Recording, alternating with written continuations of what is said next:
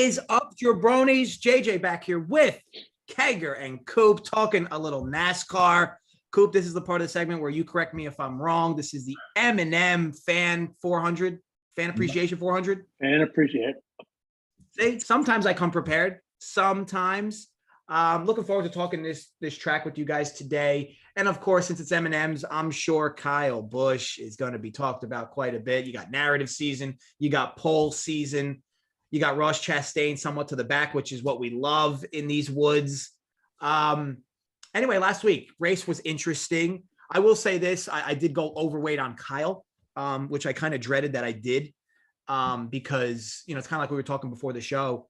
The dude just can't finish a race. And yeah, sure. I mean, he's been unfortunate, but at some point, the lack of geese shit on his windshield adds up. He's been very unlucky, and it's hard to fathom. I think above all else, like Bubba Wallace was a pleasant surprise last week. He raced really well. I think he T10'd, right? Maybe T8, T7? Third, I think. Third. Yeah, I knew he was up there. So a good race from him, which was nice to see. Him having a nice bounce back in that stretch. But Coop, what was your thoughts last week on the track before we get into this one? Well, before we get into that, man, we need to talk about you becoming an Xfinity degen. Yeah. Look, it was a random Saturday. Didn't have shit to do, so I figured I'd dabble. It was nice. It was nice to see some of these drivers that obviously don't get love on Sundays, being top drivers on a Saturday. So that was kind of cool from my end. Obviously, I don't dabble in Xfinity much often, but yeah, it was nice. Obviously, a little run pure as well, but yeah, looking forward to this one. Yeah, man. Pretty soon you'll be playing summer league basketball. LOL. I don't know. NBA's never been my thing, so it'll take a lot of drugs for me to get there, Coop. Okay. All right. So, what was your question? Thoughts about last week? Last week, man. I think we did good. I'll let you take it over, Jay. Go ahead. If we got the 150 likes last week, and again for the fourth week in a row, we gave out Truex stage 1 at 4-1, that cashed. We gave out Harvick top Ford plus 380, that cashed, and we gave out Gibbs wins the race at plus 210, and that cashed. So we have a ton of pre-race action this week. Just hit the like button, and the winners will just continue to flow. But as far as last week's race, it was a good race, man. Unfortunately, Chris Bell, took us down at the end for the win. But from DFS, it was solid. We'll have to wait and see what happens today. Could be similar to last week. Who knows?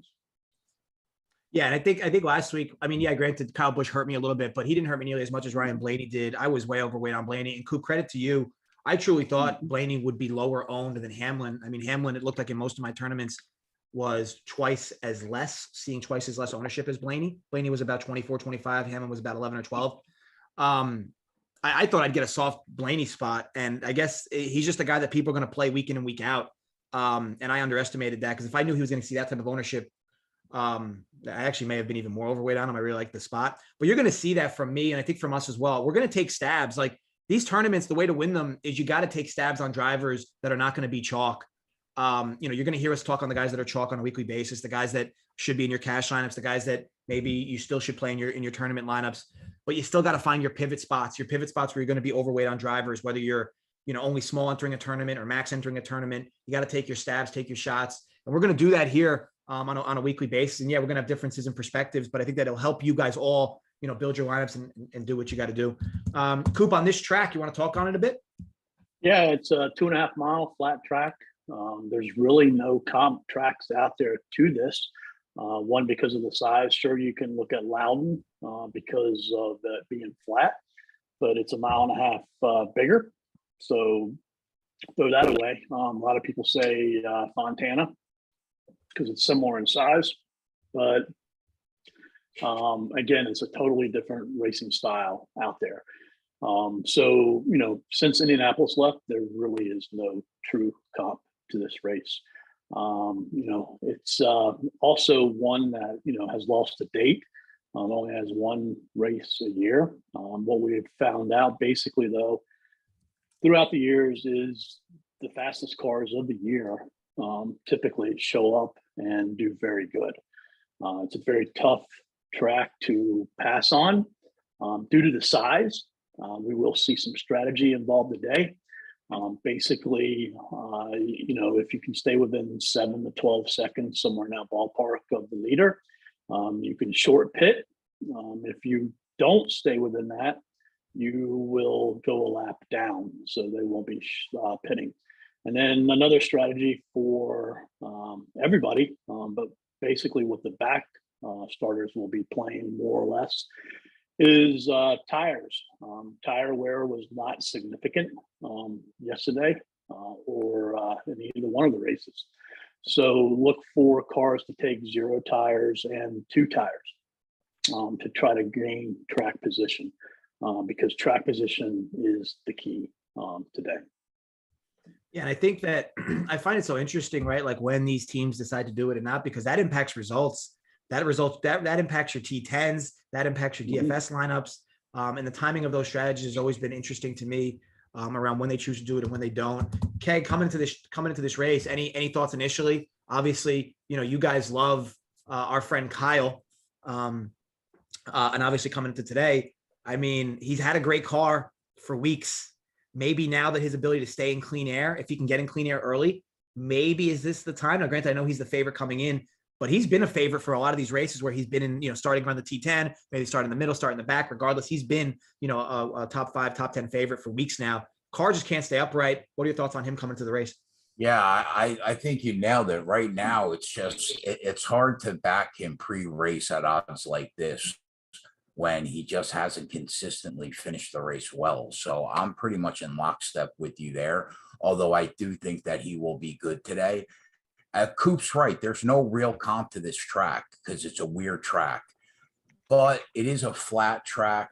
I expected cars that ran well last week to run well this week. We saw that a lot. In my opinion, Ford is a total fade today in terms of who will win this race. I think it will be decided by Toyota or Chevy. But yeah, other than that, looking forward to it. Love it. Love it. So Coop, and by the way, let's see where we're at. We have 132 watching and 58 likes. I'll be honest, we haven't even talked on the likes. You guys have done a good fucking job in the chat. Keep up the good work. You see, it's almost like you guys actually enjoy the content. I know it sounds crazy. No, but we appreciate you guys. As always, get us to 150 likes. I know we're only at 135 watching now, but this number will climb as we get closer and closer to the show ending. We get to 150 likes. Jay will give out his notorious entire card, which has been extremely profitable, Jay. I mean, it's got to be up, for the card you've given out in this show for the last 3 to 4 weeks, at least 17, 18 units. I mean, it feels like you've had either the winner or good matchups that have been at plus 300 or better going back a month. Yeah, we were up 17 units on the show going into last week, and we didn't do as well live because we gave a couple of units back. But on this show last week, we gave away another like 8 or 9 units. So yeah, it's been really well. We have a ton of plays. Coop and I are in lockstep on every one of them. So I'll give them out. Yeah, just hit the like button. Love it. Love it. So Coop, before you move forward, like there's another interesting nugget to this slate today. And I think it's probably the first one, maybe of the year, first one that I can remember for a while where there is no technically free squares today. Explain that, Coop. Like let's say you have a car that was notoriously fast, start in the back, and have upside for place differential and then potential Dominator also. Awesome. So in that sense, do you think you're not going to get with that in mind, do you expect it to be not so chalky of a slate? I think there's probably 4 or 5 drivers that are going to be extremely chalky. And then after that, I think it's going to level off tremendously versus what we've seen in the past. That makes sense. I'm all for the variance. And we'll begin with going through the Coop playbook here in NASCAR. This is a feature we offer here at Run Pure Sports. Again, makes this a little different from everybody else. Write up all the drivers for every race. Guys, for this race in particular, we break it down in Dominators, mid-tiers, value guys, place differentials, fades, And again, there's a write-up on every driver in case you're on the fence on anybody and you're looking to move left or right. Of course, we also offer core plays, which are, 3 or 4 or 3 plays that our guys like for each of these races. And we do this for every sport. I mean, obviously NASCAR, it's correlated here, but this is for every sport. It's one of the best features we have here at Run Pure. And it's one of the main reasons why we're able to push extra winners on our end. Granted, the guys who win, our members who win, they win on their own merits, but they are able to use the foundational knowledge that is on the site. So yes, either way, we're going to go through this playbook, but again, all members get this. Mistaken me if I'm wrong, but like, wasn't the Blue Jays like a core play when they scored like 55 runs the other night? Yeah. I mean, we had a lot of Run Pure members that were all over that. The only, we probably would have had more if it wasn't every single Blue Jays bat that went off because it skewed the scoring overall. But we had a bunch of members do really well. I mean, the blue, you tout the Blue Jays heavy and they score 4 touchdowns. Yeah. And they weren't heavily owned. They weren't heavily owned. Yeah, they were. Yeah, love it. All right, Coop. So let's go into this track or into your playbook here. Potential dominators. Obviously, on a weekly basis, for you to win a tournament, you got to get the Dominator, and I use a parentheses S afterwards, right. And I find it funny, Denny Hamlin's in an interesting spot today. Of course, along with our friend Kyle. What's your thoughts here between them two and maybe a third person as well that you like to be a dominator? So there's 160 laps, so there's not a huge amount of dominator points up, but they are going to be very, very important to hit them properly. And then, the other key will be is, does the driver who gets these dominator points, are they able to hold their track position, or are they one that, gains a couple spots and gets a couple place differential points with it too? And I say that because I don't think it's going to be a high scoring slate overall, because there's not a huge amount of place differential available. So, these dominator points, even though they're very little, are going to be, very, very important. Obviously, the top 4 starters and Elliott, Larson, Kyle Busch, and Denny Hamlin. They're all going to be extremely popular. Larson I would say Larson will be the least popular of the 4 of them. But, which one is better than the other? It's hard to tell. I think that if you look at speed throughout the entire year, Kyle Busch probably has the edge over all 4 of them. If you look at speed here recently, it's definitely Chase Elliott. If you look at consistency throughout the year and not able to have that top line speed, perhaps it's Kyle Larson, which leads you to Denny Hamlin. Who knows what's going to happen with Hamlin? He came out, he showed in this practice and qualifying that he can run fast laps individually. He hasn't put his car on the track for 5 consecutive laps yet. So who knows what's going to happen with that?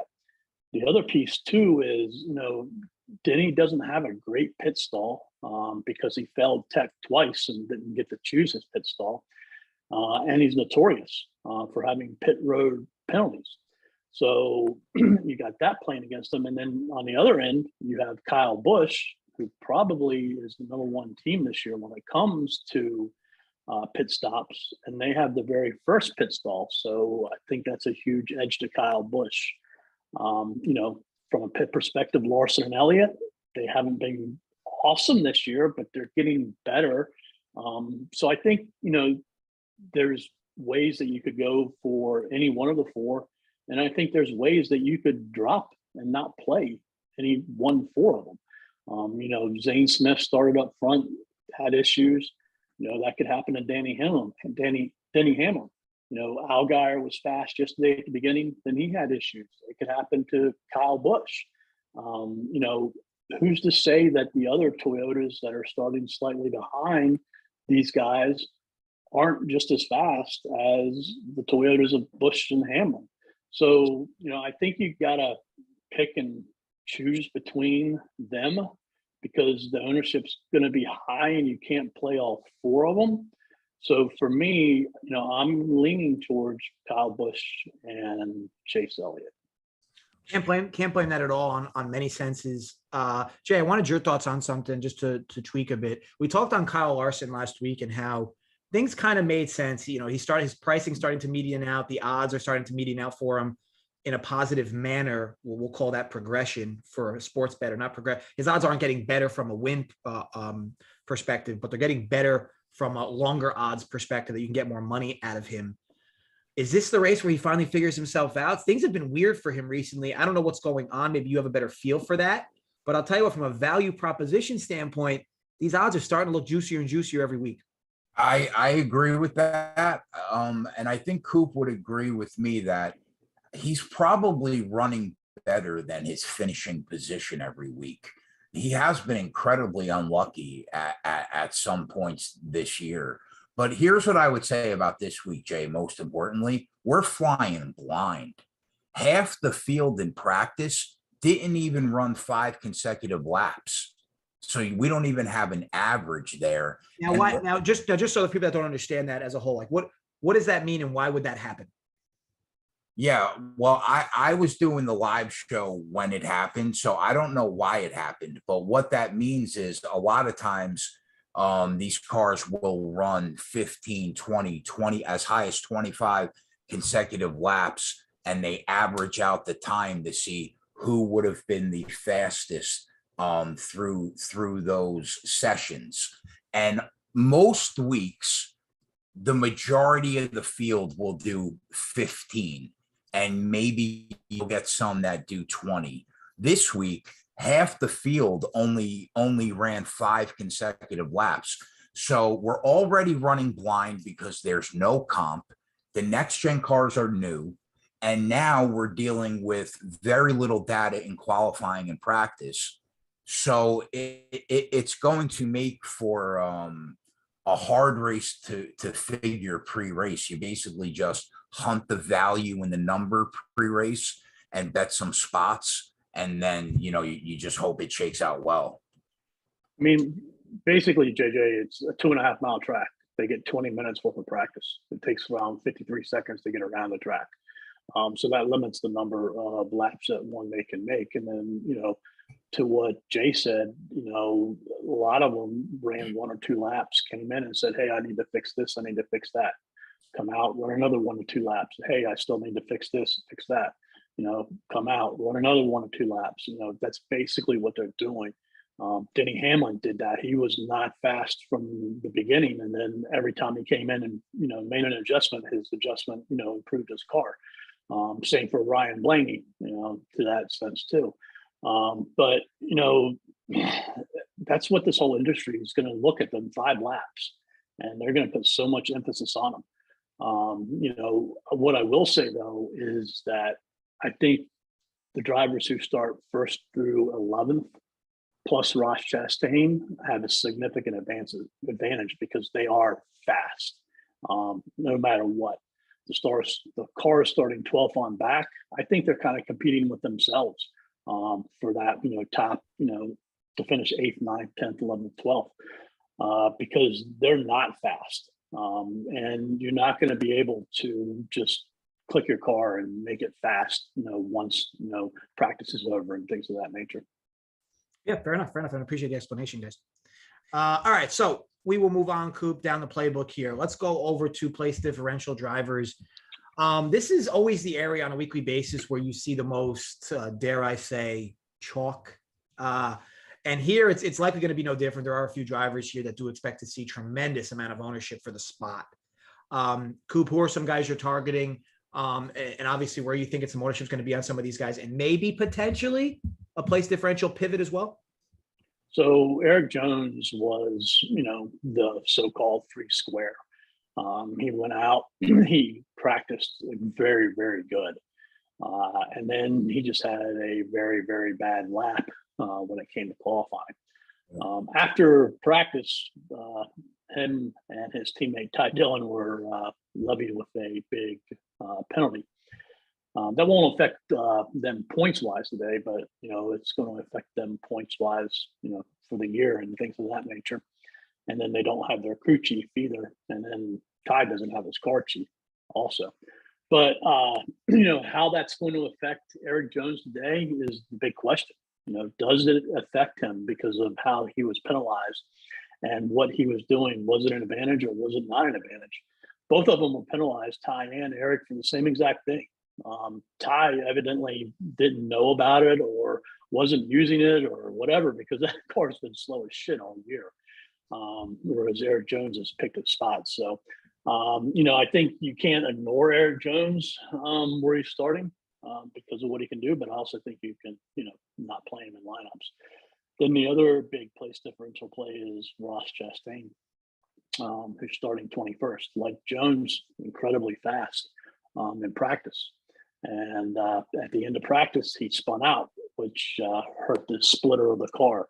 And it wasn't the same in qualifying, so they've elected to fix it. And they'll be going to the rear. You know, can he get back up front? Sure, he can get back up front, but it's not going to be quick. It's going to take some time. He's not going to have the optimal strategy, you know, until he can get back up close to the front. His strategy is going to be the 2-tire or 0-tire change plus his speed. Like, I think he can get back up to around 20th fairly quickly.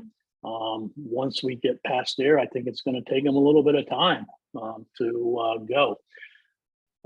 So he needs like a 7th or 8th to hit value. I'm pretty sure there's some nice scenarios out there where, you know, he finishes 11th, 12th, 13th. But then again, you know, there's not a lot of place differential points up on this slate. And then let's say the Dominator points are evened out, or, you know, the drivers that earn them, you know, have issues and they don't really, you know, take full advantage of them. You know, maybe a 12th place Ross Chastain, you know, does end up being one of the highest scoring drivers, even though he doesn't hit his value.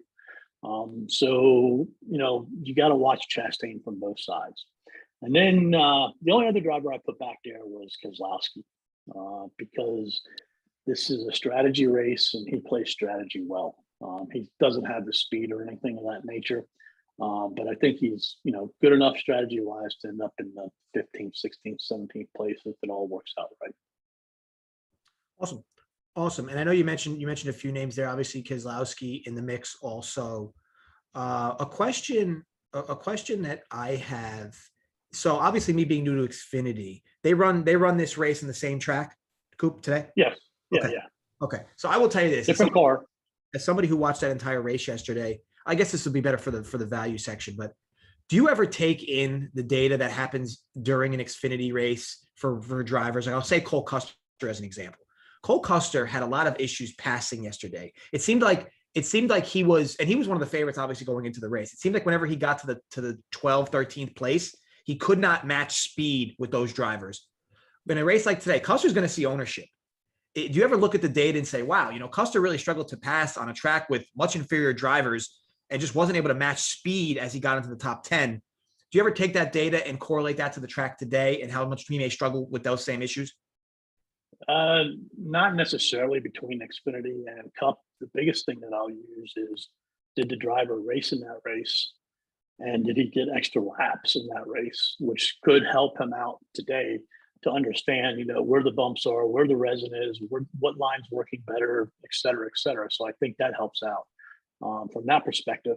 But, you know, as far as speed goes, no, I don't really compare the two together to go with that. I mean, obviously, you know, Joe Gibbs was extremely good yesterday. You know, they qualified well here too, and they're going to have, you know, some top cars today. So, I mean, you could do that, but that's no, you know, surprise or anything to that anybody out there.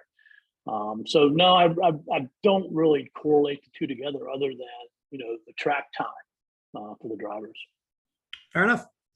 Fair enough. And I think, you know, as you look at this, so the quote unquote free square and Eric Jones, look, guys, it's like I say, I mean, look, Keselowski is going to see some ownership. Chastain's definitely going to see ownership, but I feel pretty confident that Eric Jones is going to be the first or second highest owned driver on the slate for a lot of reasons. Again, a slate that doesn't have a lot of PD to begin with, and he's definitely a guy that checks. So I have a question for the both of you, because I'm definitely the novice when it comes to DFS.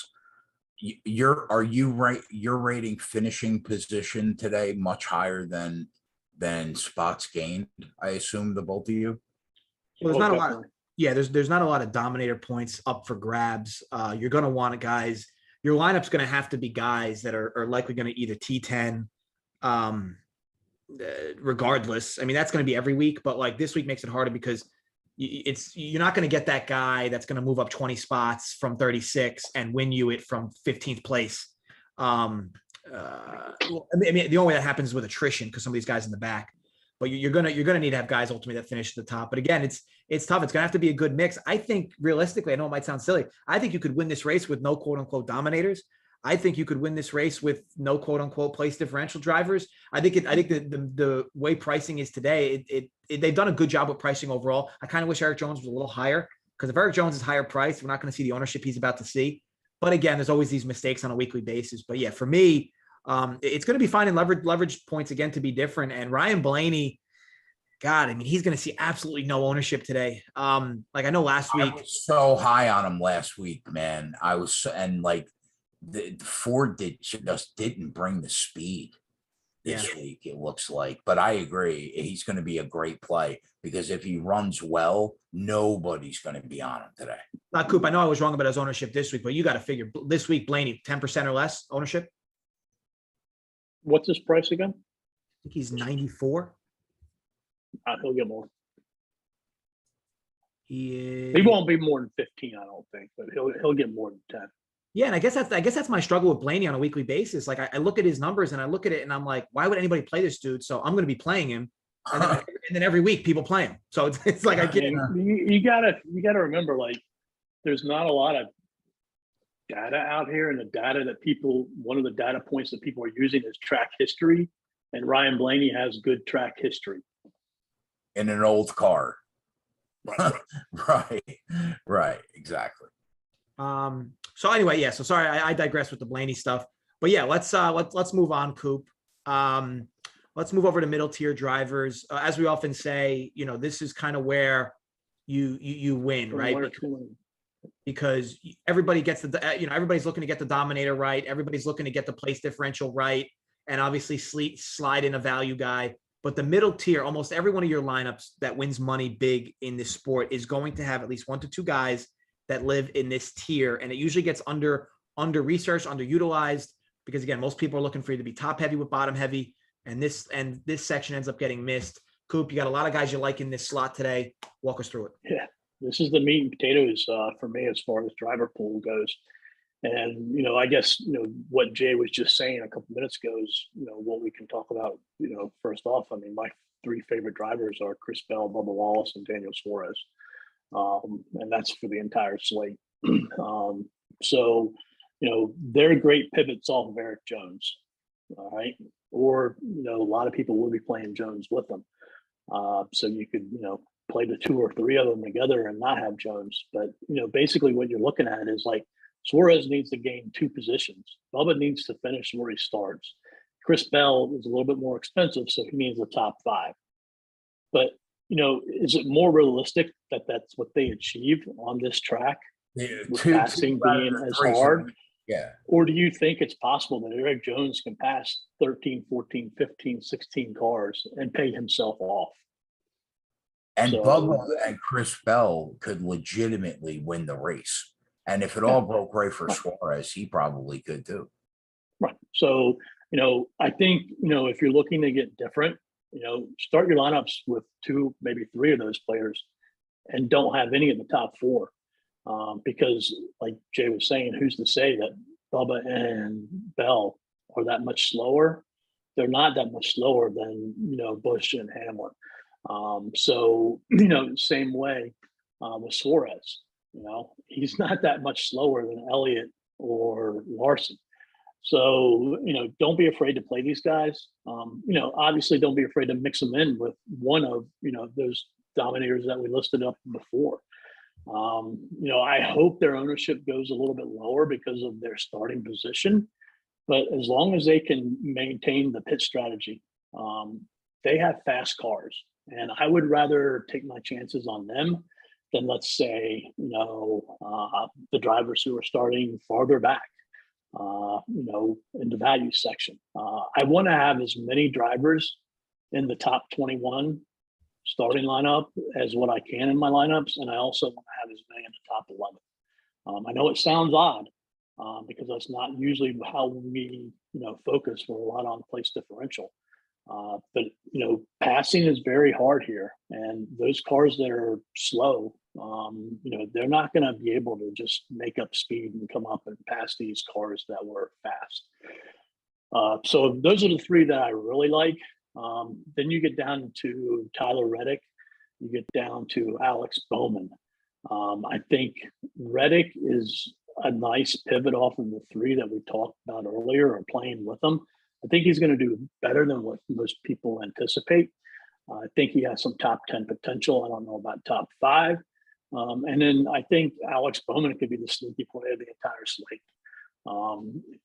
He's not going to get a lot of love, because of his recent results and, where he's starting around these drivers and the price point, is there. It makes him playable. The thing that I like about Bowman is that he was faster off the truck this week than what he's been in the last several weeks. And he's been good at keeping his car clean and making it a little bit better throughout the race and having solid finishes, around the top 10. So I think Alex Bowman, is a, very good GPP play. Then you have Logano, who is tough. And he's tough because of his price. His crew chief, Paul Wolf, is very good at playing strategy. Joey Logano is very good at playing strategy. And I think both of them know that the car is horrible in dirty air. And they need to play some of that strategy to be able to get up front. And if they can get up front, they'll have a very good opportunity to stay up there and, potentially lead the race. Who knows? But his price is just really high, and he needs some of them Dominator points. And I don't know if he can get there or not.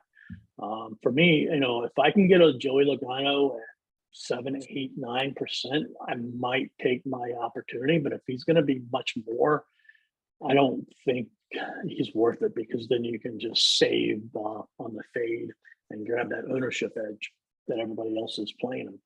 And then Cindric is the same way. I think Cindric's going to get a little bit more popularity because of his starting position and his price. Jay's hit on it. Ford was not very good. Cindric is also missing a lot of his team. I don't know how that's going to affect him because of the loose wheel coming off and them being suspended. So I'm a little lukewarm on Cindric. He's shown maybe he drives a little bit better in dirty air than what Logano and Blaney have throughout the year. But I think for what his ownership is going to be, I'm going to pass on him. And then, I'm not going to play Austin Dillon, but I think, you can make cases to where he could be a good play too. He needs to finish 11th. Could that happen? Sure. But I think he's more than likely to finish somewhere between 15th and 18th and not be able to pay off. Did I hit everybody in there, man? I know there's a boatload of drivers. It's yeah. I forgot. Well, William Byron, one of the more important ones. Byron's done very well at this track. Don't let his results fool you. He had some issues where he was driving much better than what the result ended up being. But he's like Chastain, where he's starting in the back. He's not as fast as what Chastain was. He's going to draw some ownership. I'll probably be underweight on Byron. Do I think he can get it to a top 10? Yeah. Does he need a top 8 to finish and pay off? Yes. But he's kind of like what I was saying earlier with Chastain. Maybe he only needs a 10th, 11th, and 12th, to pay off. If Chastain has issues, he's a good pivot off of Chastain, to be honest with you. Yeah, definitely a lot of things to sift through there. But I do think that I'm glad we spent a decent amount of time there, because there's a lot of girth in that section. It's just the reality. There is a lot of good drivers in that section, and the field is wide open. I mean, we haven't seen numbers like this in a while. I mean, correct me if I'm wrong. Are there 25 drivers 50 to 1 or less? 22 drivers 50 to 1 or less on this race? Wide open, absolutely wide open today. I don't know if this definitely hasn't seemed normal by any means, but there's a lot of folks that have win equity today in many facets, which is going to skew ownership a bit. It's going to make it a little more well-rounded, which is good, but there are still going to be, of course, the chalk plays. Jay, on your end, the guys in the middle of the pack, we'll say guys that are 20-1 or greater. Anybody pre-race that you kind of have a lean or a like towards? Yeah, Chris Bell, Bubba Wallace, and probably I guess Daniel Suarez. And I wonder if there's a little value in Busher at 40-1, but I don't know. Ford just didn't look that fast. But I think Busher's gonna do well for us in other bets. So I would say in that 20-1 range and back, definitely Chris Bell, Bubba Wallace, and Daniel Suarez. And I agree with Coop. I think Tyler Reddick is going to be sneaky good today, man. I think that he's going to be a solid play in DFS because I think he's going to move forward. So I think he could be live late in the race potentially. And I'll be honest, I really liked what I saw from Noah Gragson yesterday. Car looked good. He looked good. It looked like he was just like the best driver on the track for a while. Like it took him a little while to get to the front, but once he did, he looked like a really good driver. Now, granted, apples and oranges in terms of the cars, but to your point, Coop, on the guys that have finished the track and get a little better feel for it. As we move into value town drivers on your end, what's your thoughts on Gragson? And then let's talk on a few others. Value town sucks this week. There's nobody up there that I really, really like. So, for me, I'm just going to take my shots on Ricky Stenhouse and Noah Gragson. I think they're going to be low owned because of their starting positions, 19th and 22nd. I think Noah Gragson has just as good a shot as doing as well as, Harrison Burton, Michael McDowell, Corey LaJoy, Harrison Burton, Todd Gilliland, any of them drivers. So I think the prep yesterday of getting in that car and running those laps is going to help. My biggest thing, and I said this with about Gragson the whole year, is, he doesn't have the seat time in this particular car compared to his peers. So that's, his disadvantage.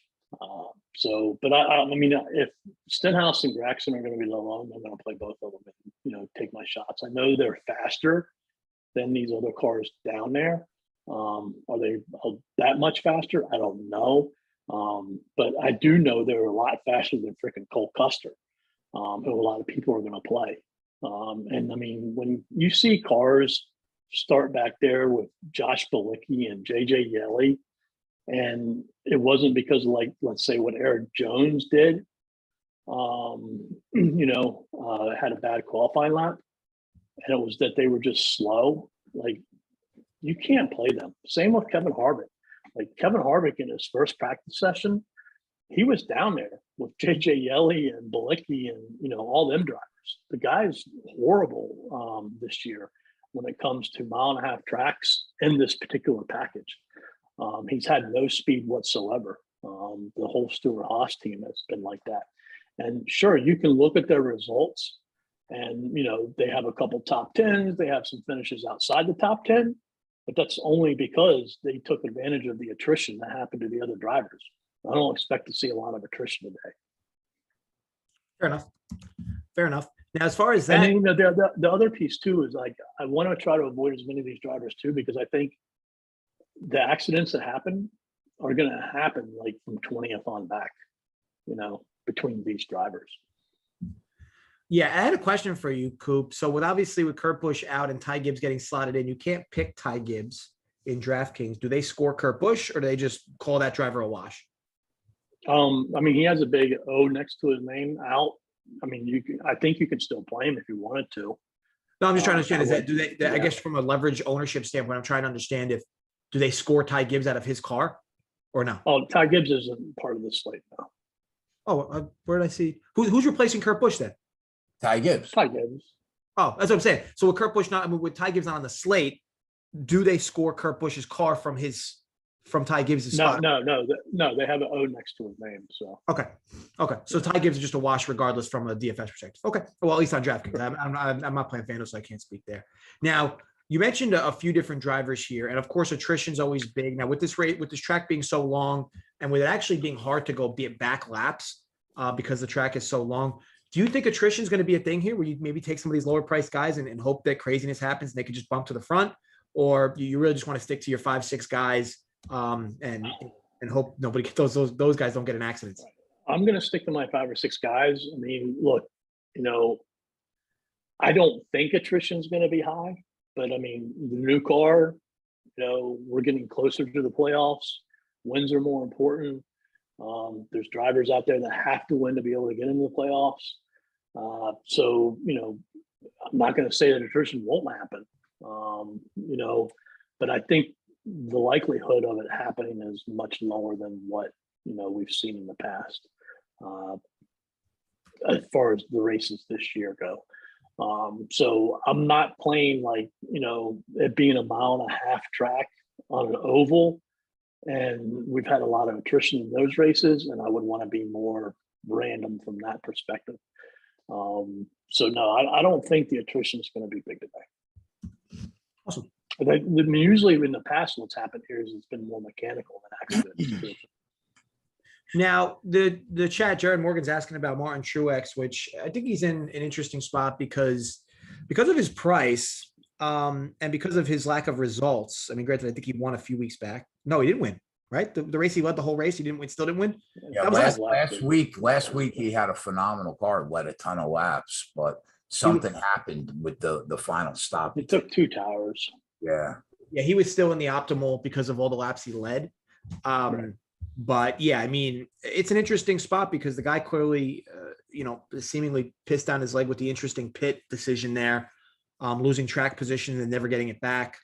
I'm sure he won't make that mistake again if the time comes. But what's your thoughts on him? And I know we didn't talk as much on maybe some of these other drivers in the mix from the top. Ross Chastain we talked on a little bit. What do you think? Well, let's try to Truex specifically. What are your thoughts, Coop? I liked Truex last week a lot pre-race. This week I don't have that lovey feeling that I had last week on Truex. I could see Marty, running around and finishing anywhere from 6th to 12th the entire day. With that said, I can't blame you for taking some shots on Marty too, because I could be completely wrong and he could end up, being 1st, 2nd, or 3rd. So, who knows? Like, I think Chris Bell has a better car than him, and I think Bubba Wallace has a better car than him. I think he's the 5th best wheel. At the end of the day, you have to take every Gibbs car today, probably Right. serious, and you have to take Bubba Wallace serious. Toyota's just going to be strong in general, so I expect Marty to be strong today. Awesome. But I mean, but from a DFS perspective, if he runs 6th and 12th all day, somewhere in between there, he ain't gonna do shit for you. Right. Let's go to the last section with the fades, Coop, for today. Who are some guys you're taking a stand on, and maybe explain why? Larson would be my biggest one. Like I said, he's been solid all year from a speed perspective, but at the same time, he hasn't shown that top line. I can be able to lead speed. If he gets up to the 1st position, he can lead laps, and I think the clean air will be, very good for him. But on the other end, I don't know how he gets there because he hasn't shown that speed. So you can't play them all, and I'm just going to take a stand on, Kyle Larson. Busher, I don't see him having that upside either. And I'm like with Jay, I would rather just try to make my money off Busher betting wise, because I think there's better opportunities out there betting wise than what there is DFS wise on Chris Busher. Fair enough. And then Corey LaJoie, I never play on this type of track. I already spoke about Harvick. Dylan, I don't mind, but I'm not going to stick with him. Briscoe and Amarola, they're in Fords that haven't been strong all year. I don't think, they can make their way Ford, I think it's more likely the cars like Reddick and Bowman pass them. Custer, I spoke about a little earlier. I'm not going to play, him. Ty Dillon, I'm not going to play him because, they've just been slow. Yeah, it's an interesting slate on where you want to pick your spots, because some of the fade drivers you mentioned, I would argue that yes, they're not racing well or haven't been finishing well for sure, but their prices have come down a bit, which is going to keep people playing them. But at the same time, it's going to keep their ownership not crazy high for their price. So I think you have some interesting pivot spots you can make. Obviously, I like the idea of just fading drivers. Like when you create your player pools, you should be eliminating like literally 20 guys, especially for the big tournament entries, because otherwise you're drawing dead. Like, yeah, you're not going to win most weeks deleting 20 drivers from your pool. However, the weeks you're right, you will have a nice sweat in front of you on some of these for sure. So I'm always on the edge of taking stands. And as for Eric Jones today, I think it's like we said last week with who was the big chalk last week that actually did pay off because there was so much attrition. I think I'm trying to think of the drive. I can't remember, but I know he started from Corey LaJoy, middle of the back, and he ended in like 12th. Ended in like 12th or 13th. I forget. I forgot who it was, but that will be this week's Eric Jones. I think if you're entering a tournament with more than 1,000 entries, I think Eric Jones is a guy you either fade or you lock in, because you will be going up even if you get him right, okay? And you go 50% entries. When you get him right, you will still be going up against thousands of entries that have him in their lineup. So, and if you get him wrong, you're just hoping that he doesn't make the optimal, because you can get him wrong. He can race well and just not make the optimal, and then you're good. You faded the driver that 50% of lineups are dead with. So just something to consider. I don't think enough people do that when building their lineups. They don't take enough stands. And granted, you could be clever around him today. Like you can play him and then fade a bunch of other chalkier or chalk-ish drivers. To me, it's going to be an Eric Jones, and he's going to be the creme de la creme from a place differential standpoint in lineups. Definitely in cash, you have to play him to protect yourself. But with that in mind, Jay, I'll start with you. Final notes on this track. Certain things you might be looking for early as you approach it live. And of course, you have your live betting show, so talk on that as well today. Yep, we'll be live for the Kegcast at 3:30 for our subscribers. We are on a lot of pregame action today. We found some spots that we think we have an edge on. In terms of live betting, I won't be looking at any Fords unless I'm forced to. I think it's going to be all Toyota and Chevy. The outrights that I would be looking at right now pre-race would be Bubba Wallace. Even though you lost some value, it's still a great number considering his odds. Chris Bell at 20-1. That number's wrong. He shouldn't be there.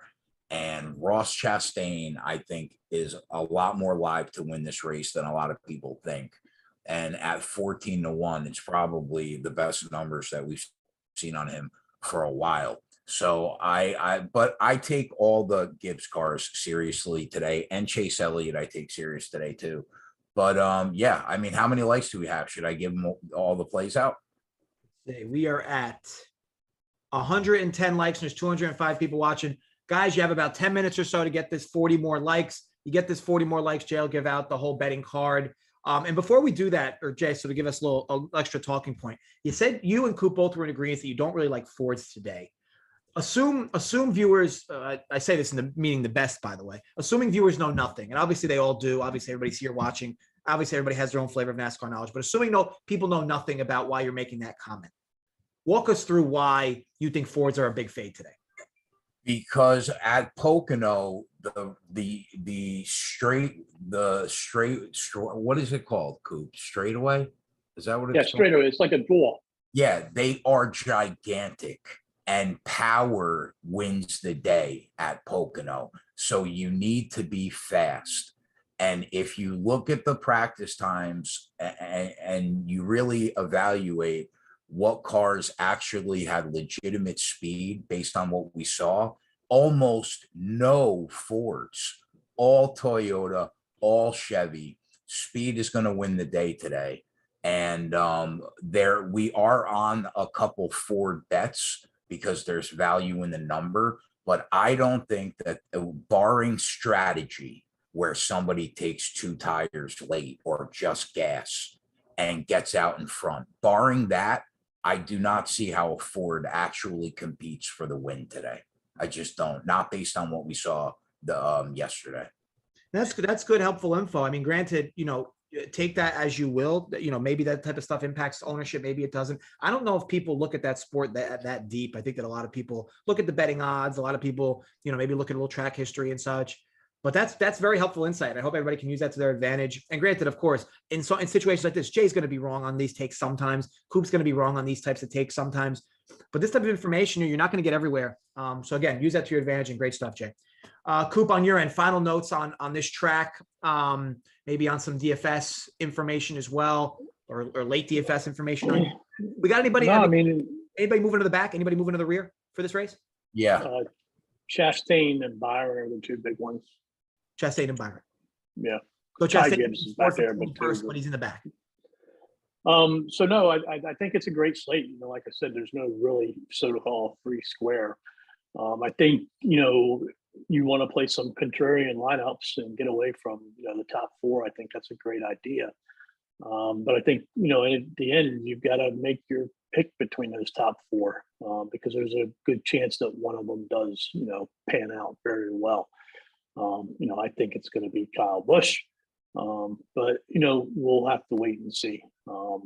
Arguments can be made for all of them. And then, the other piece too is don't fret if, those top 4 just, take off and do really well for, let's say, the first 50 laps. Because, with the strategy and way things work, the race could change, in a dime due to a caution or, a pit stop issue or things of that nature too. So don't get, totally disgusted from the beginning. Love it all around. Great show, guys. Great content, as always, from you guys. And look, of course, let's see where we're at. Did we get there? I mean, guys, 15 likes after that comment. It's 200 of you watching. Do you want Jay's card or not? I'll give you guys another 2 minutes, 25 likes. There's 190 of you in here. And as what are you doing with Ross Chastain today? You already told us about Eric Jones.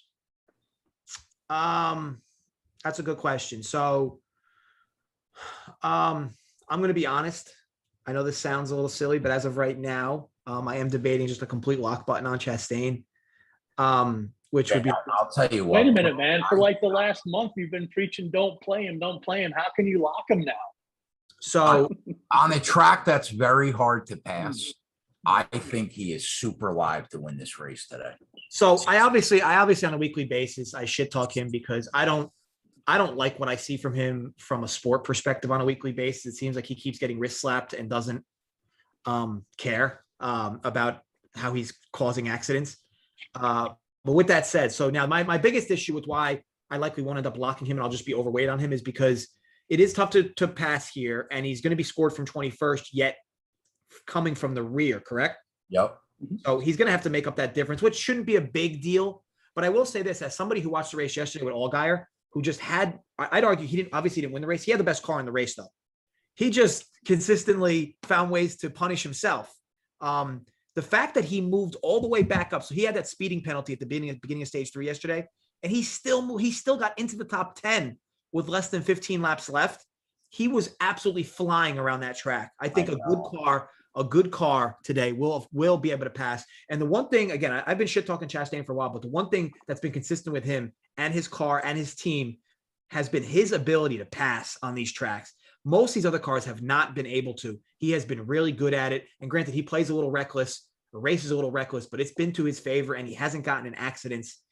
I think that he's going to be popular. I think that he might be skewed a little bit because he's moving to the back, and that might lower his ownership a little more than it might have, but he's still going to see ownership today for sure on a track where you get a driver like him that has win equity, lead lap equity, and place differential equity at his price.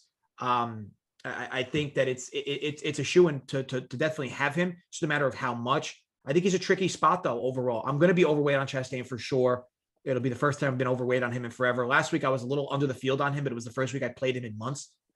But I do think there's a realistic scenario where he is in the optimal today, primarily because he's one of the few drivers that hasn't had issues passing. And here, watching the race I saw yesterday, Allgaier's car, he was literally flying around the track, passing drivers left and right. We might see that from Well, I don't disagree with you on Allgaier. But the one thing I will caution you on is that there's only like 15 very fast cars in Xfinity, where, 20 to 25 really in Cup. So like I said earlier, I think he'll get up to around 20th fairly quickly, but then I think he'll, even out and it'll be tougher. I don't know. I mean, I would not be surprised if he finishes in the top 5. I would not be surprised if he finishes 11th or 12th. Yeah, fair enough. Fair enough. All right, Jay, they didn't get us there, so their loss. On general principle, we can't. We've given out so many winners, we can't do it this week. We can't. Yeah, sorry guys. Look, as always, subscribe to our channel. Check us out at Run Pure Sports. See what we're all about. Obviously, you get the whole bundle of content here in many facets for all sports, the core plays, the Discord access. And look, nobody more than Coop likes answering questions in the Discord. So just fill up his inbox, shoot him as many messages as you can. I think he almost has like 4 arms. He's able to like respond to people in such a timely fashion. So Coop, you do a great job there. And hopefully another 1,000 people reach out to you today. But other than that, folks, this has been a good one. Thank you everybody for cooperating in the live chat. Folks, gamble responsibly, stay safe. And as always, run pure. We'll catch you guys next week. Later.